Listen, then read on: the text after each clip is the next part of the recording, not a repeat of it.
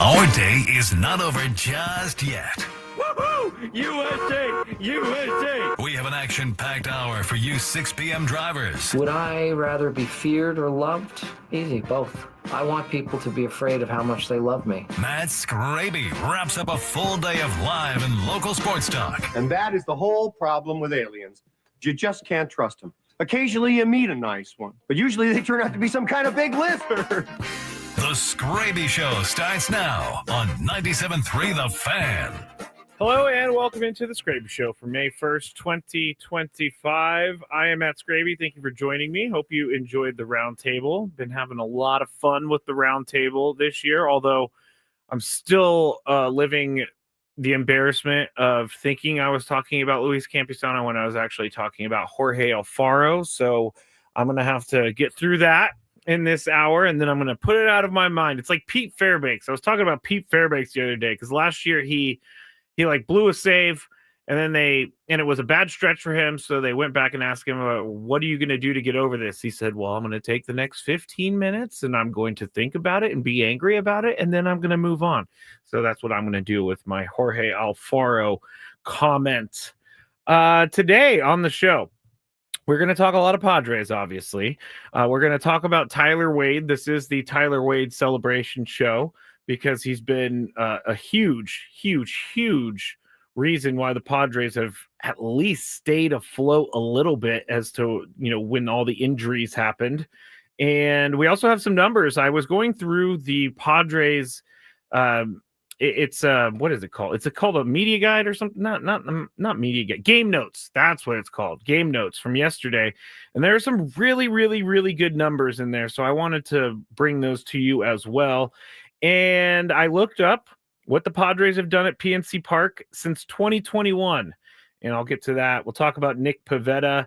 And then at the end of the show, I think I'm going to get a little serious. Now, I don't usually try to get serious, but yesterday with the fan who fell in Pittsburgh, and then when I left here yesterday, we talked about Henry Ruggs and whether or not I should be able to play in the NFL if he gets out anytime soon, after he was drunk driving and he killed someone while he was driving. I came across a tweet, and it really angered me. And I know that's what Twitter is. Twitter is an anger machine. That's basically what it's built for. But I try and curate my feed so that it's not all angry stuff all the time. But I saw this post, and some of the comments that I saw were very sad to me, that we're living in a day and age where these people feel like it's okay just to go and comment about something that resulted in a death. So I will get a little serious at the end of the show, and I think it's for a good reason. But that whole thing with the fan in Pittsburgh is crazy. It's crazy because it's so scary how this could happen to anyone.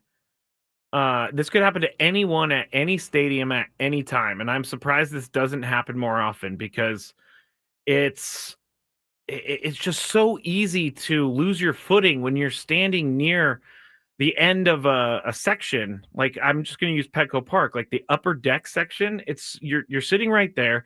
You go for a foul ball, and then you could go over. It is crazy. It is crazy. So we're going to talk about that in a little bit as well. But I wanted to start with this because it was something that I missed the other night, and I'm getting it up on the YouTube. By the way, you can watch on YouTube if you would like. You can go to 97.3 The Fan on YouTube, and you could go ahead and I'm sorry, let me start that over. I'm doing too many things at once.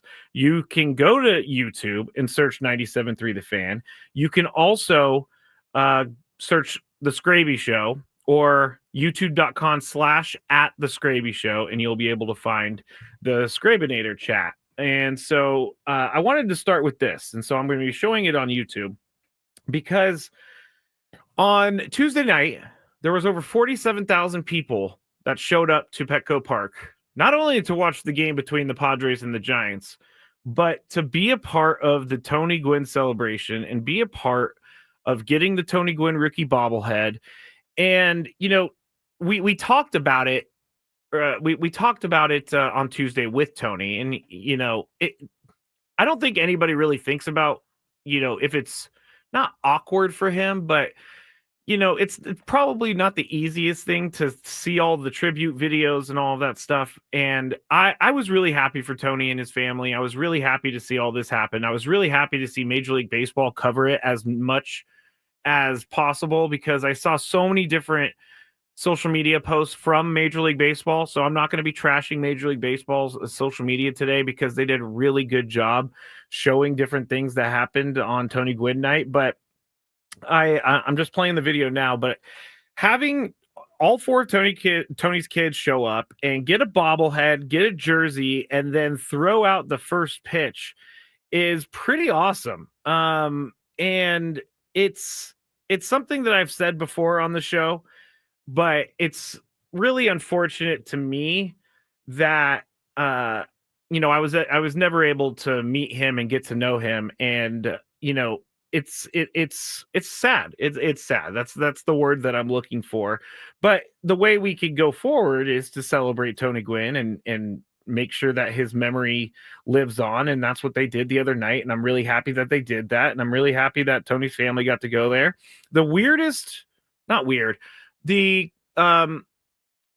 thing that stands out to me whenever I watch or see Tony's family is seeing Trey being as old as he is. I think he's like almost 10 now, 9, 10. Seeing him grow up from afar is wild to me, because we were doing COVID shows when Tony was at home, and we would hear Trey in the background, and Trey was just a little kid at the time. So I think that it's really awesome to have worked with Tony for so long and kind of hear about his family and how everybody's growing up. But we've worked together so long that literally we have seen Trey grow up, and I just can't get over it. I'm at a loss for words, which is not a great thing for a guy who's on the radio, because he needs to have words. But I thought that was really, really nice, and I thought that all of San Diego was loving Tony Gwynn night, Tony Gwynn rookie bobblehead night, and hey, they got the win too. They put on a show. And so I'm going to transition into our Padre talk, and I told you all on Monday night, help is on the way, dear! Help is on the way! Help was on the way, and help came in the form of Luis Ariz, and help came in the form of Jason Hayward, and they looked like the team that we saw at the beginning of the year. They looked like a team that was comfortable where they were at in the order, and they looked like a team that was confident again. It's not easy, and we'll say this again and again and again, and hopefully we don't have to talk about injuries throughout the entire season like we've done in the first part of the season, but I'll say it over and over and over again. It is so hard to win with 3 of your everyday players out of the lineup. So the fact that they didn't completely lose every single game since Jackson Merrill, Jake Cronenworth, and then Luis Ariz went out of the lineup is a testament to Mike Schilt and a testament to that team, because they kept fighting, they kept grinding. They're the grit squad. And when Luis Ariz comes back and he gets put in that 2 spot, I was talking about it on Monday with Gavin Sheets. Gavin Sheets going to the 2 spot, his swing or his whiff percentage or chase rate was 47% in the 2 spot. And when he was batting lower in the lineup, his chase rate was much lower. So you feel like he was pressing, but then you put Luis Ariz there, and you can put Manny behind Luis Ariz, and then you had, I believe Gavin Sheets was cleaning up the other day, and then you have Xander Bogaerts. So you can move Xander down a little bit. It makes everything easier. It makes everything so much more fluid for this lineup, because they all have a job to do. And I think what Ben said during the roundtable when he was introducing some of these topics was he was saying that we were seeing guys being put into positions that they were not designed to be put in, and so they were trying to do it. It's not that easy to go from being an 8-hitter to a 2-hitter, or a 6-hitter to a 2-hitter. It's not that easy. And they were trying to maximize what they could with their major league players, But obviously, there are certain guys that just can't play certain positions, and certain guys you don't want to put at the top of the lineup. And so now that we're getting some of those guys back, the lineup is being built out once again, and the lineup is starting to gel into the lineup we saw earlier in the year. They've already won 2 games since the lineup has come back. They did DFA Yuli Gurriel, but and they brought back Jason Hayward. I have a much better feeling about Jason Hayward than I did about Yuli Gurriel, mainly because Yuli Gurriel, he couldn't play the outfield. So when Jason Hayward made that catch yesterday, I actually caught the replay of the game last night on the Padres channel, and I actually turned on the TV right when Jung Ho Lee was up, and that's when Jason Hayward made that catch in right field. And I was watching it again, and I was like, man, Jason Hayward had to cover a lot of ground. Jason Hayward had to run pretty far to get that, and he got there. And that was a key point in that game. That was a massive point. Do I think Tirso gets there? I'm not really sure.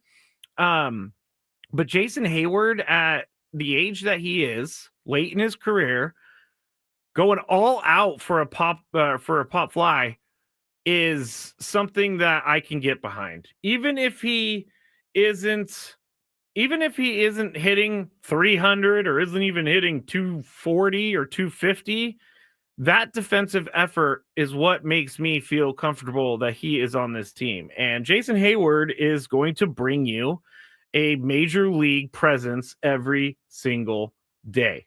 Every single day. So I am excited to see what's going on here. I was very pleasantly surprised that Jason Hayward was back so soon. I know that there were reports, but I wasn't really thinking about it being a game changer, but it seems to be a game changer.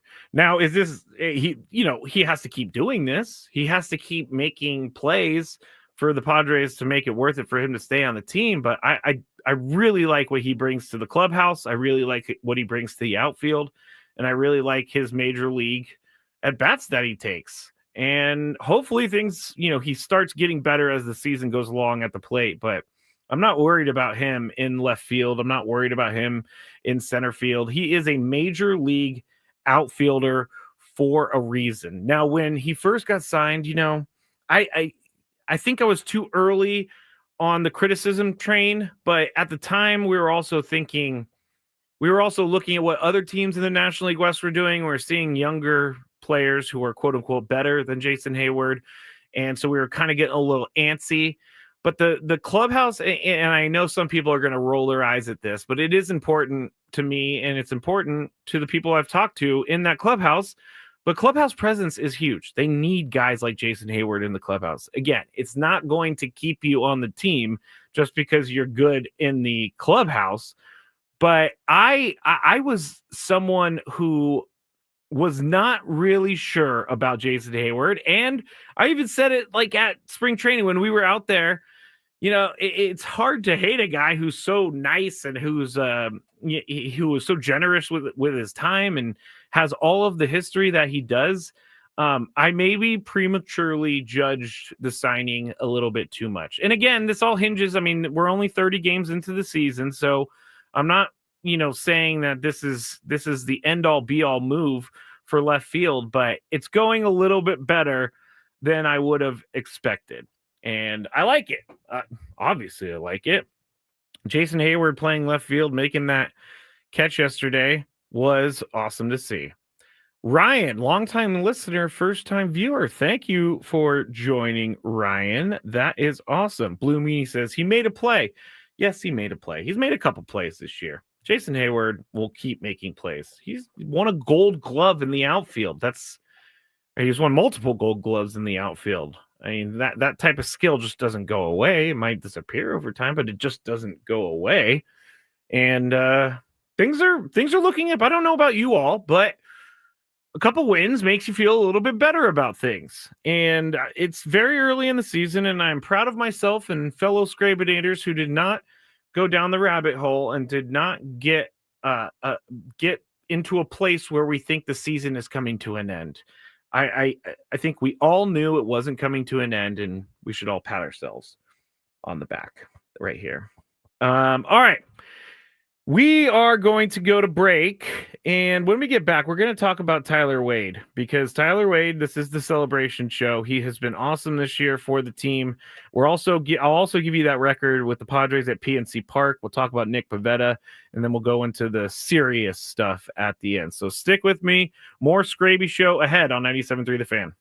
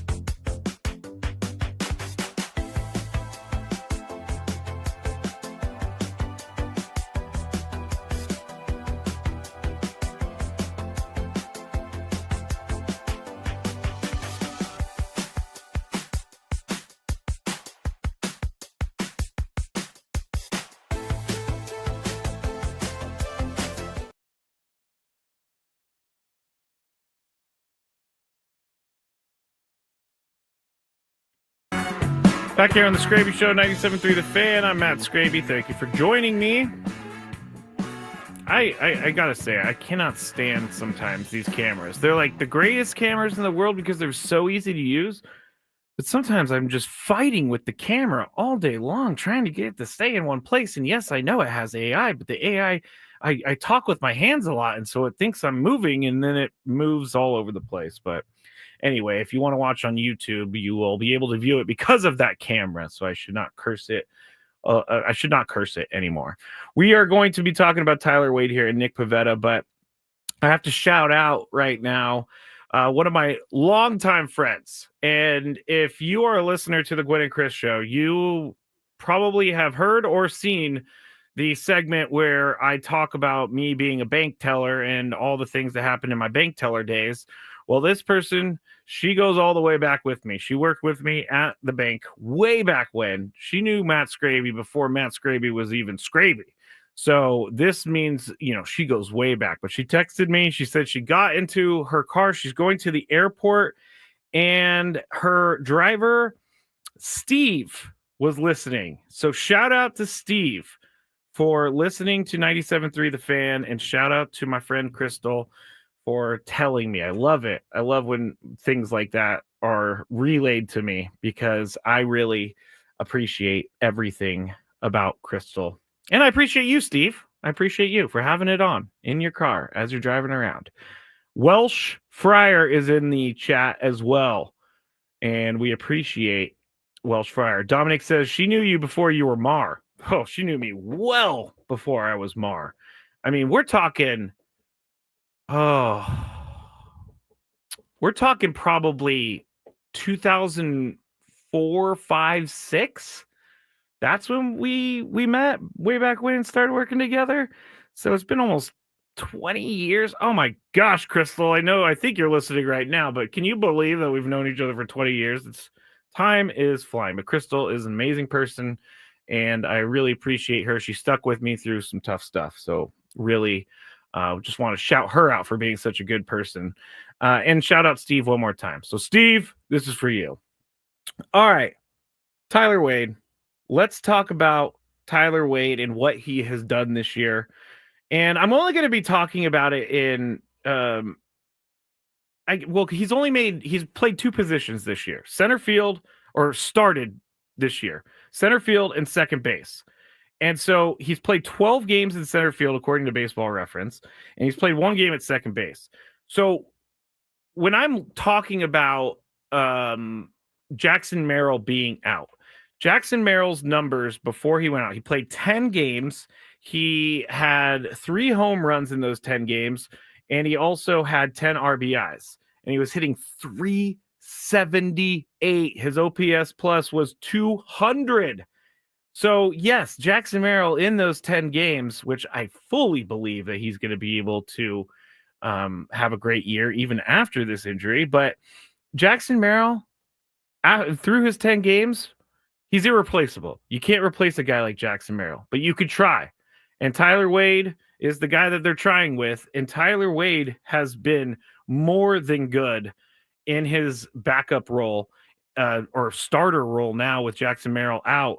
He has been more than serviceable. Tyler Wade, as a center fielder, has he has 35 at bats, sitting .286, OPS of 790, and he has 2 RBIs. He's also got a double and a triple and 8 walks.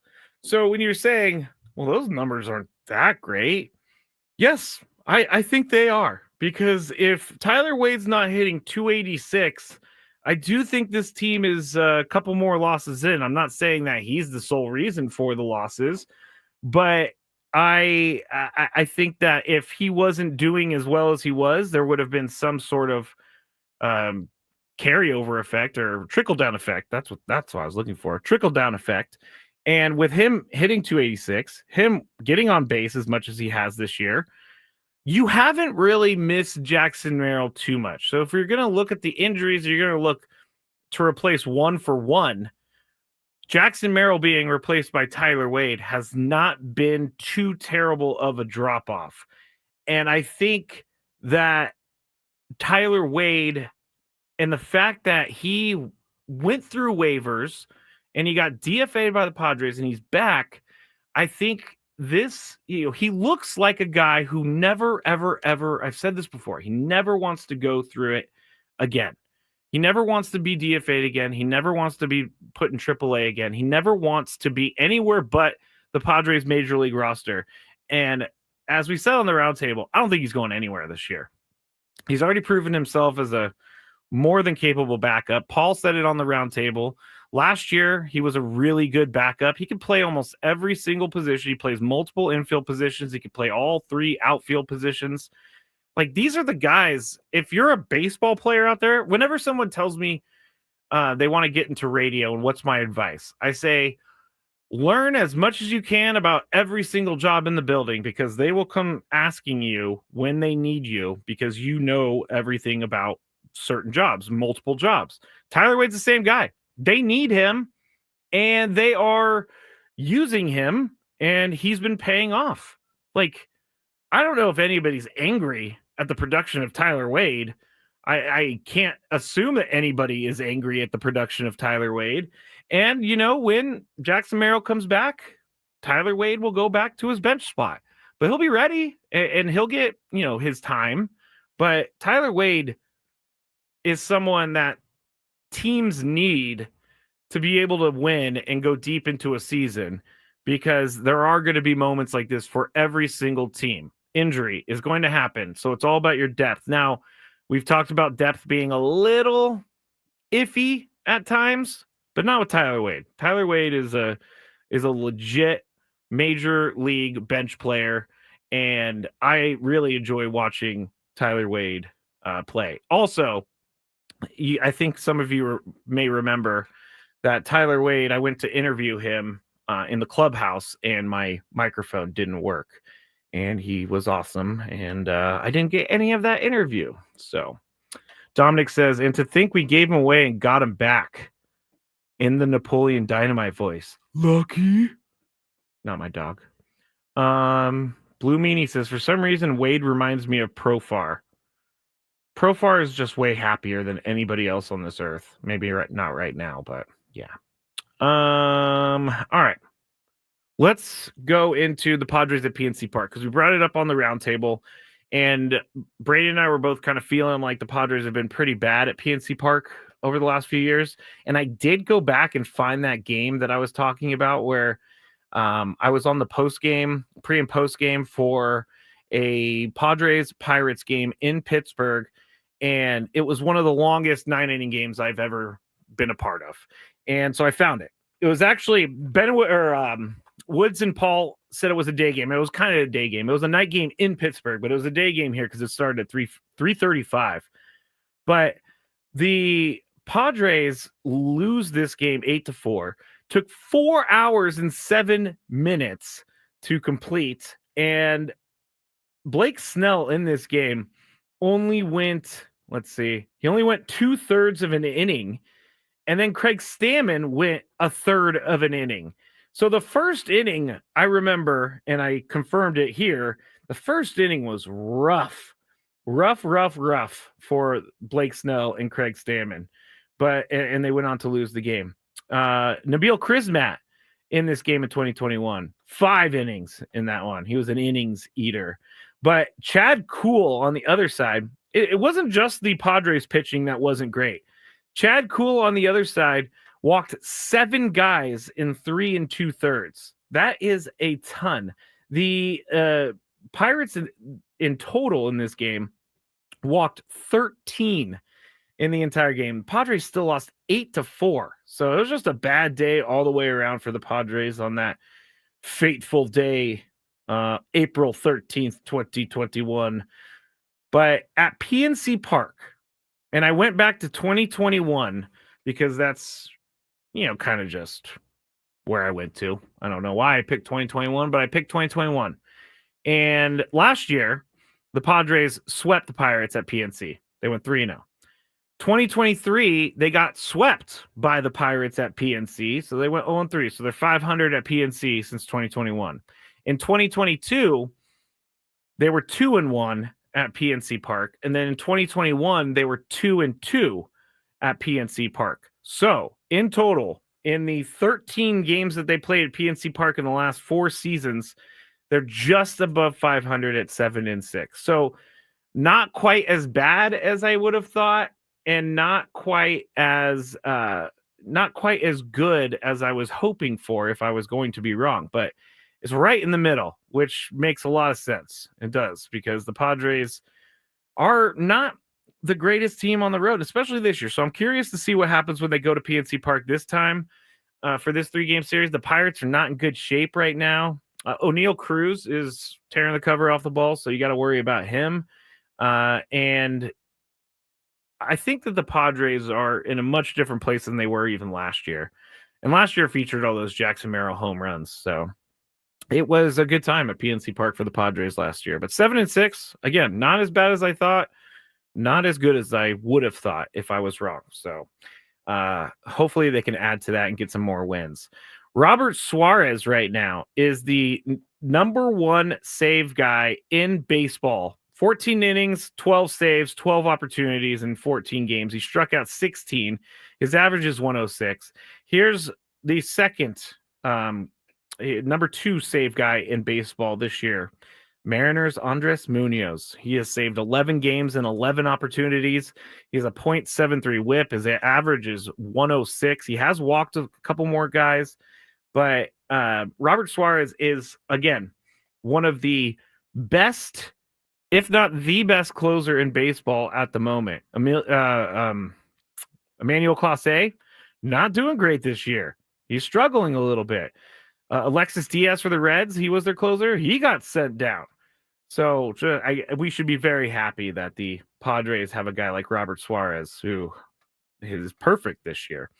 He's only given up 1 run all year. Munoz has not given up a run this year. So there's a little bit of an issue, or a little bit of a discrepancy, I mean. But Robert Suarez is doing amazing things. And if you look back to last year, he's 15 for 15 in save opportunities dating back to September 22nd, 2024. And further, this is the second time in his career that he's recorded double-digit saves in March and April, and is just one of 5 Padres to record such a feat.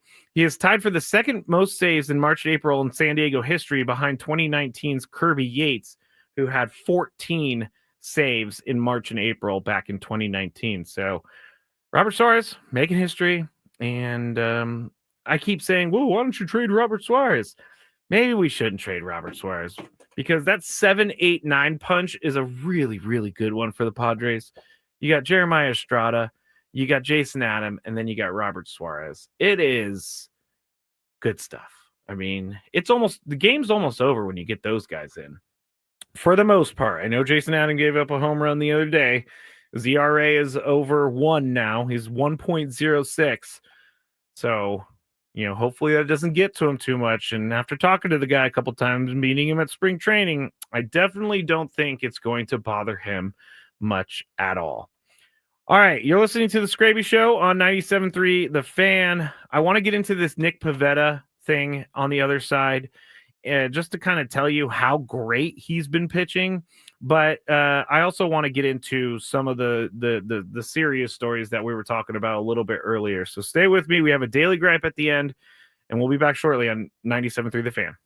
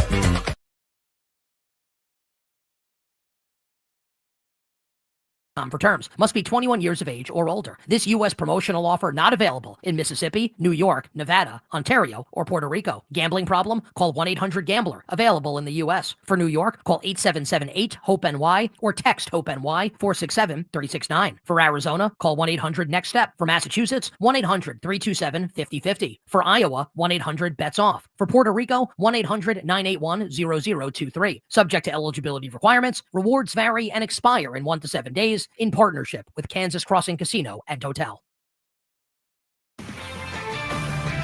This is the Sports Machine, Sean Levine, with an Odyssey Sports Minute, sponsored by BetMGM, the sportsbook born in Vegas. Please gamble responsibly. LeBron's not going anywhere. Every single year, as soon as his team gets eliminated, he gets asked the question, what's the plan going forward? He always says he doesn't know. Well, I know. You're going to come back to Los Angeles. Your son is on the team, and you got 50 million reasons in your prime to play with a guy named Luka. Stop. LeBron's not going anywhere. I'm the Sports Machine, Sean Levine.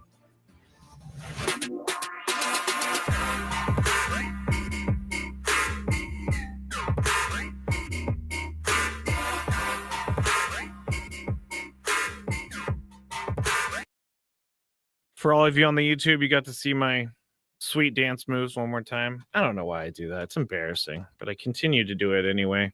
I'm also going to not embarrass myself. It's for a good reason, but I am going to tell a story when we get into this whole drunk, or I'm not going to say drunk, the fan who fell in Pittsburgh, because we don't know that they were drunk, but a lot of the eyewitnesses are saying that they were drunk. I'm going to tell a story I don't think I've ever told on the radio before.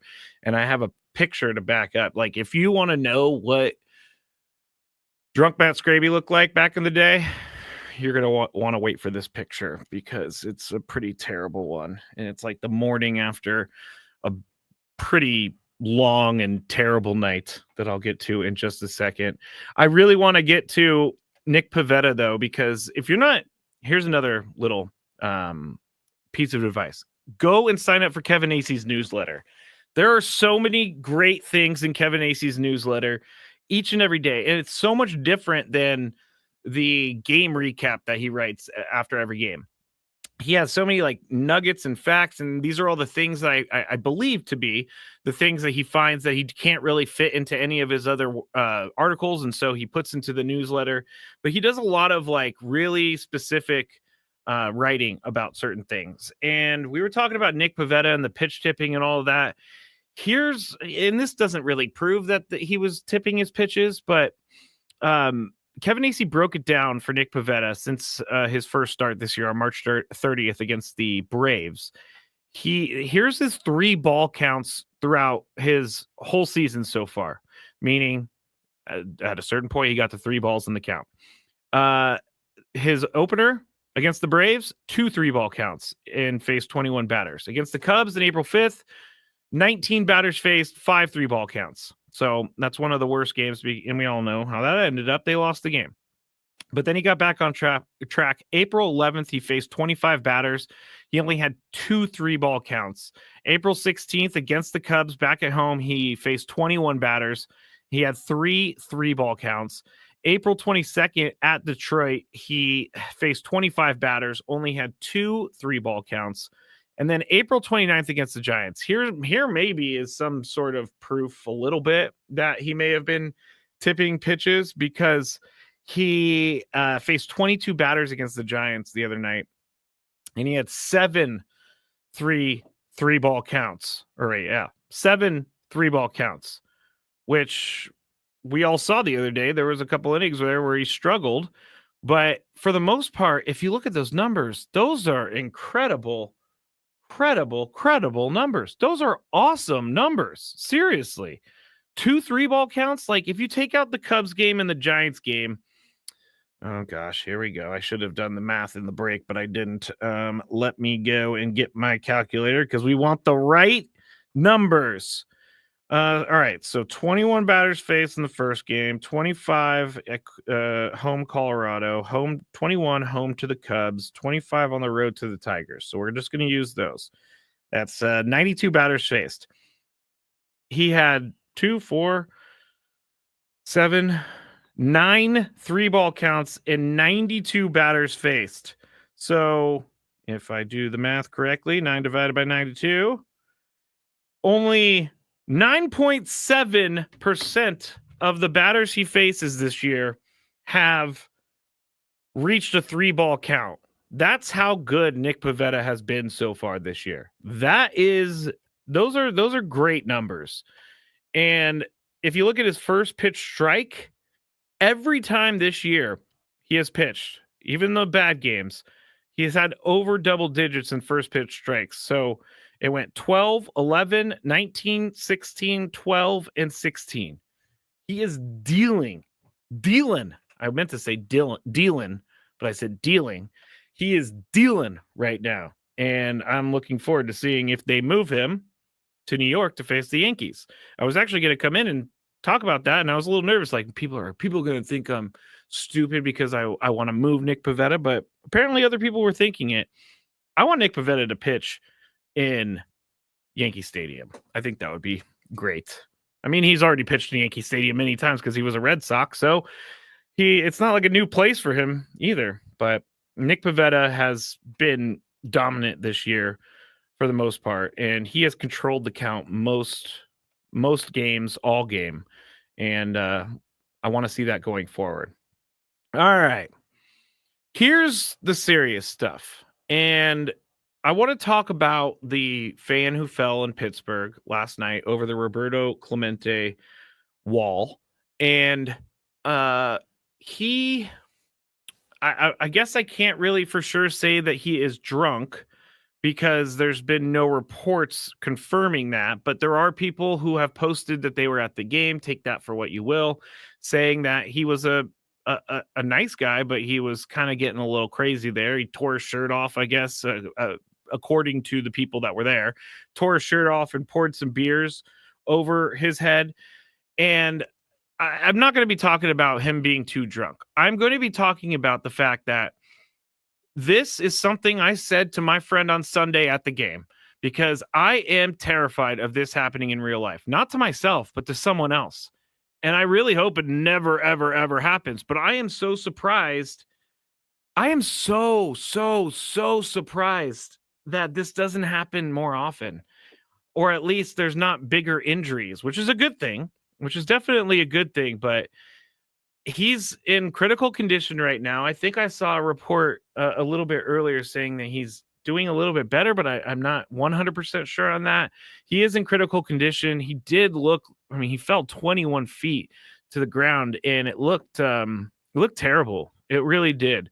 And it's terrifying. So I wanted to bring this tweet up, and then I'm going to tell a story. And this tweet is what made me want to tell the story, because this the person who said that he was drunk and they were at the game and no one pushed him, and he jumped up. This is what the person said. He jumped up from his seat when the Pirates got the hit, and he jumped so quick while being drunk, he literally propelled himself off the edge.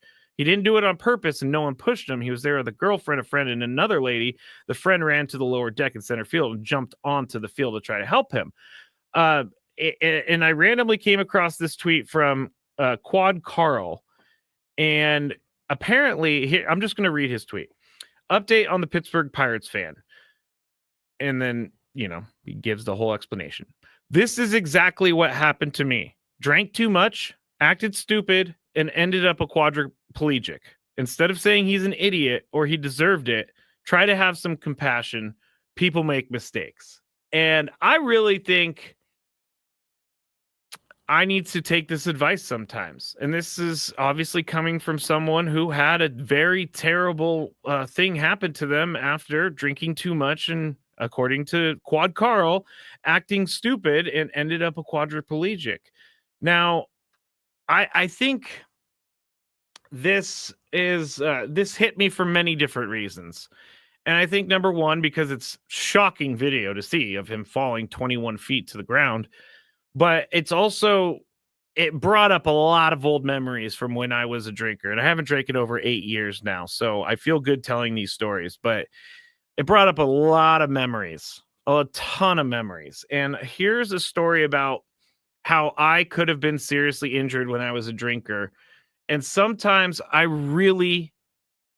think about this exact moment I'm about to tell you and think think about how lucky I am. Thinking about how lucky I am that I didn't hurt myself even worse. So I was at a friend's house way back when, probably 10, 12 years ago, and we were swimming, and I was really drunk, and I thought it would be funny to do a big old dive into the shallow end of the pool. And I'm a really good swimmer. Like I've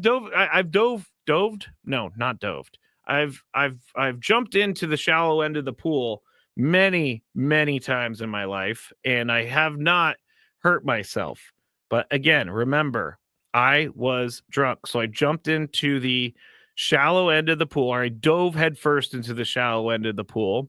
I didn't think it was going to be a problem, but I really honestly could have easily died or been paralyzed because I slammed my face right into the bottom of the pool. Like just slammed my face right into the bottom of the pool. And I think I like blacked out for a second, but then all of my friends got really concerned because, I just hit my head on the bottom of the pool. And I'm about to put up the picture on the YouTube. So if you want to see this, you can go back to YouTube and you can, let's see, 55 minutes in. But you can see this is like 10 years ago, and this is not the greatest picture of me. So I don't really want to put this up, but I think it's going to have some impact. But this is what I look like the next morning. And I look like a guy who has been through a little bit. And you can see that I scratched up my face. I have, they're not black eyes. They're just because I drank so much that I didn't have any color under my eyes. But I hit the ground, and I think my lucky stars that I never, ever, ever hurt myself worse. But this is the picture of someone who woke up the next morning after a bender and jumped into a pool and smashed his face into the bottom of the pool. And I say this, and I bring this up, and I put this picture up because I want people to be safe. I want people to realize that you could easily kill yourself when you're drunk and you're doing something that is kind of risky. It's not someone, I'm not coming down on people for drinking because, in my opinion, I can't drink. That doesn't mean everybody else can't drink. But I think people need to be more careful. And this whole thing with the Pittsburgh fan is what brought it up to me, or brought it up in my head. And people just don't realize how quickly things can change. This was a guy, I just put up the picture again on the screen. This was a guy from 10 years ago that was in the midst of, actually, I was coming down on my career a little bit of drinking because I only had about 2 years left before I stopped drinking. But this is a guy you can see in my eyes. I am not all there. And I don't have many pictures like this. I don't have many pictures of me as a drunk person because I was always hiding from the camera. So I wanted to show everyone because I think it's important for people to realize that things can end like that if you don't think and be careful. And I know I sound like an old guy right now, but I'm a guy who did many, many, many things that could have turned out way, way, way worse. John Luca had a childhood friend who thought cliff diving into the Feather River would be fun. He never came up. I'm really sorry to hear that. I am incredibly sorry to hear that. Seriously. Rod says, really glad we have you with us. Could have been worse, bro. I know. It definitely could have been worse. And I'm glad it wasn't. And just be careful, people. That's all I got to say.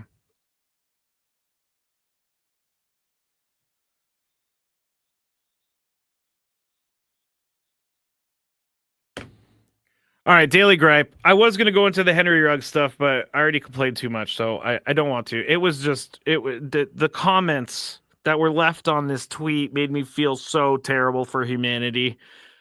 Basically, one of the comments was, well, it was a freak accident, so why not? It wasn't a freak accident. It was not a freak accident, everybody.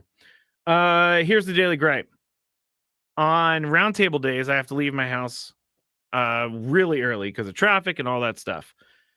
And I live up in the Carlsbad Encinitas area. But my gripe is this. It doesn't matter what time I leave my house.